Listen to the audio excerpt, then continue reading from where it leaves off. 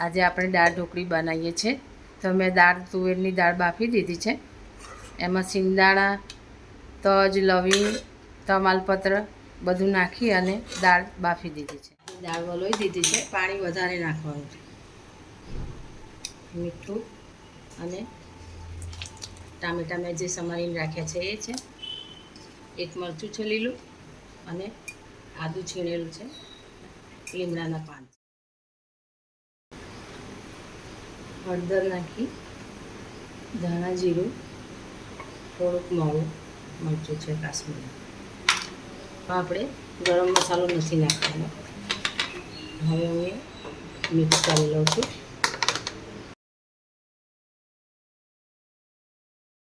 હું આ દેશી ગોળ જે કાળો આવે છે એ લઉં છું। ગોળ નાખ્યો છે।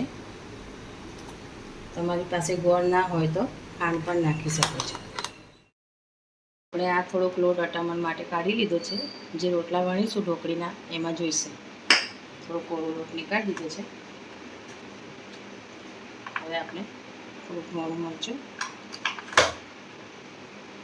હળદર અને ધાણા જીરું, બસ બહુ મસાલા નથી કરવાના, થોડો અજમો છે અને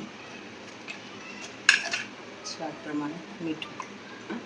તેલનું મોણ નાખી દઈશું। 2 ડગલી મોણ નાખવાનું છે।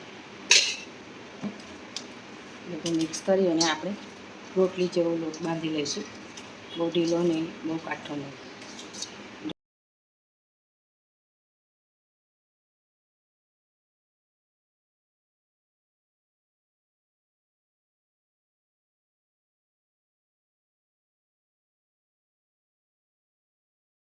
લોટ બંધાઈ ગયો છે ઢોકળીનો।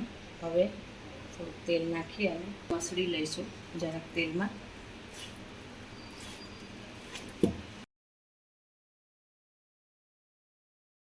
આપણો ઢોકળીનો લોટ તૈયાર છે। થોડો ઢીલો રાખવાનો છે, રોટલી જેવો બાંધવાનો। થાળી પર મોટું ગુલ્લું લઈ અને મોટો રોટલો વણી લીધો છે। હવે આપણે એને કાપી દઈશું। નાના નાના શેપમાં કાપી અને પછી ઢોકળીમાં નાખીશું। આપણે કપાઈ ગયું છે। હવે એક એક કરીને આપણે ઢોકળી નાખવાની છે।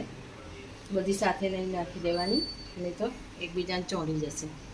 એટલે એક એક કરીને આપણે દાળ ઉકળે છે આપણી મસાલો કરેલી, એ જ દાળમાં આપણે આ ઢોકળી નાખવાની છે।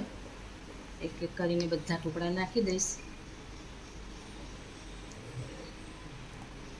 પછી બરાબર ચડી જાય આની અંદર એટલે આપણે વઘાર કરવાનો છે। આપણી ઢોકળી ચડી ગઈ છે એકદમ સરસ। હવે આપણે એમાં વઘાર કરીશું। વઘારમાં મેં